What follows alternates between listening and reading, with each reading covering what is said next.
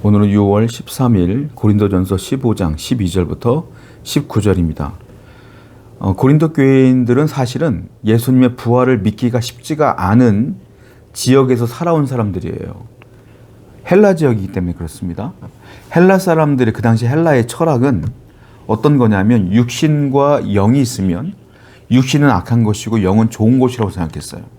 그래서 사람은 영이 있고 육이 있는데 이 영이 육체 안에 갇혀 있다고 생각했어요.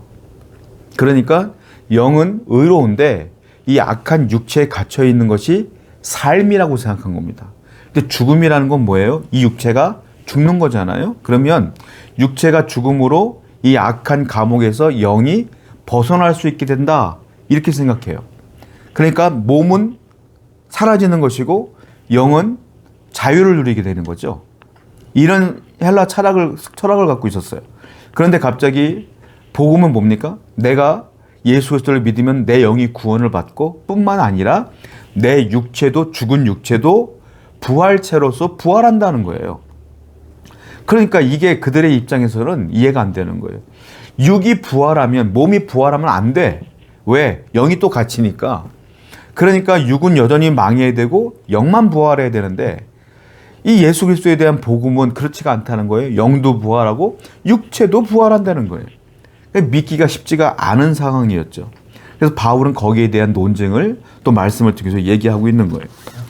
12절 볼게요. 그리스도께서 죽은 자 가운데서 다시 살아나셨다 전파되었거늘 너희 중에서 어떤 사람들은 어찌하여 죽은 자 가운데서 부활이 없다 하느냐.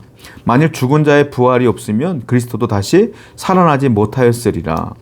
그리스도께서 만일 다시 살아나지 못하였으면 우리가 전파하는 것도 헛것이요 또 너희 믿음도 헛것이며 또 우리가 하나님의 거짓 증인으로 발견되리니 우리가 하나님이 그리스도를 다시 살리셨다고 증언하였음이라.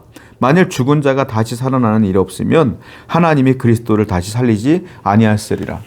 바울은 만약에 너희들이 주장한 대로 부활이 없다고 믿는다면 참 불행한 일인데 특별히 이 복음을 전한 나 사도 바울에게는 참으로 불행한 일이다 라고 얘기하고 있어요.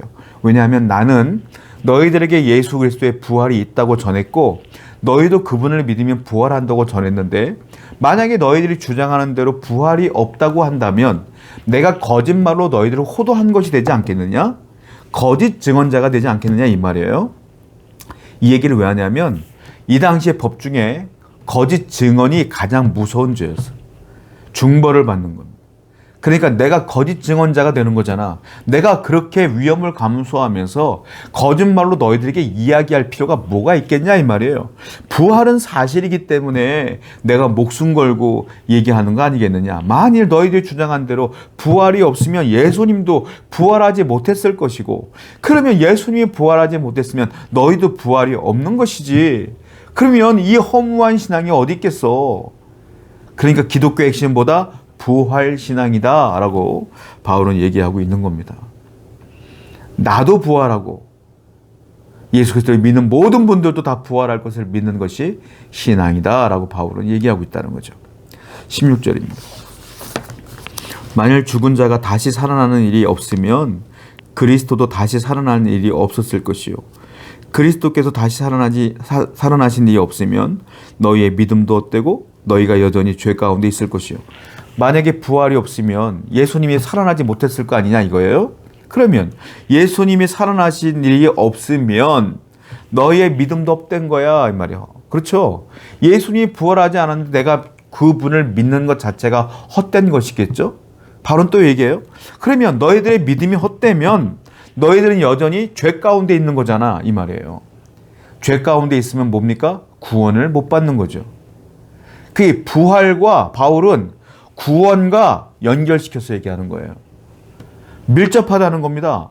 구원과 부활은 밀접하다는 거예요. 부활을 믿는 것은 구원받는 성도들이 당연히 믿는 것이고 만약에 부활이 없으면 내 믿음이 헛되기 때문에 구원도 못 받는다는 거예요. 그러니까 이 구원과 연결됐을 때 부활은 반드시 있어야 되는 것이고 그것은 기독교의 핵심이다라고 바울은 얘기하고 있어요. 여러분 그렇습니다. 예수를 믿는다는 것은 나도 부활할 것을 믿는 거예요. 그래야 내가 구원받고 내가 나중에 천국에서 다시 회복의 역사를 체험할 수 있기 때문에 그렇습니다. 오늘도 이 사실을 분명히 기억하여 하나님 붙들고 꼭 믿음을 지켜내는 여러분 되기를 축원드립니다.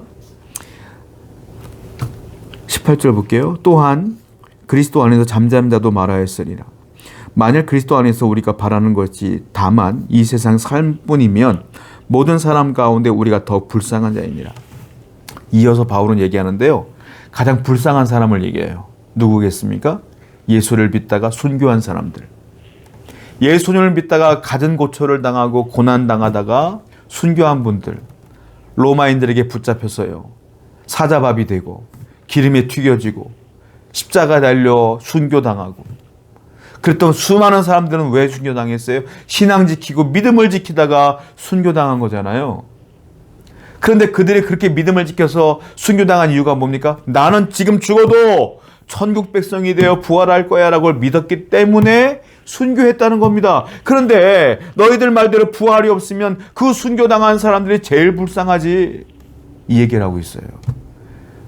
그러므로 부활은 분명히 있는 것이다 라는 것이고, 이 복음을 증거하기 위해서 유대에서부터 지금 너희들까지 와서 복음을 전했던 나도 불쌍한 사람 아니냐, 이거죠.